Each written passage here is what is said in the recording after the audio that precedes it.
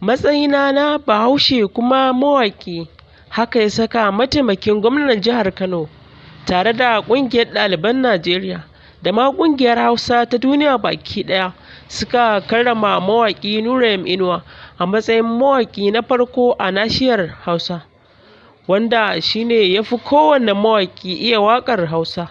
Haka ne da ya saka aka zaɓi wannan gawurtaccen mawaƙi aka ba shi kyautar kambun sarkin mawaƙan Hausa na duniya baki ɗaya, tunda abu ne wanda aka ce duniya baki ɗaya kuma Hausa nan dai guda ɗaya ce. Haka ne da ya saka wannan mawaƙi da ya shahara gurin waƙe ta ɓangaren harshen Hausa, ya saka aka ɗauko shi aka ba shi wanda ya fi kowa iya waƙa a ɓangaren harkar Hausa a cikin BUK.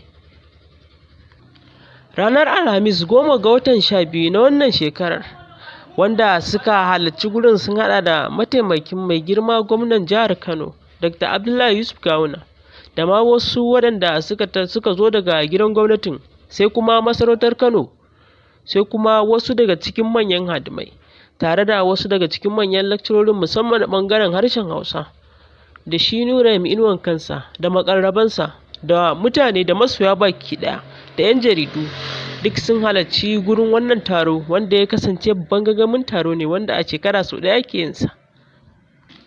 Waccan shekarar ma ta 2019 idan ba za ku manta ba, wannan mawaƙi dai shine ya lashe wannan gasa, haka kuma a wannan shekara ma shine ya lashe, wanda ba shi bane karo na farko da ya lashe. Hakan duk da wannan shekarar bai saki wasu waƙoƙi ba, wannan ba shi rashin sakin waƙoƙinsa ba shi ke nufi da cewar mawaƙin ya gaza ba ko kuma ba za a ba shi wata kyauta ba. Ashe ko da ya bar waƙa ma baki ɗaya za a iya ɗauko shi a karrama shi, har sai an samu wani wanda zai maye gurbinsa a ɓangaren harshen Hausa wanda zai zo a lokaci.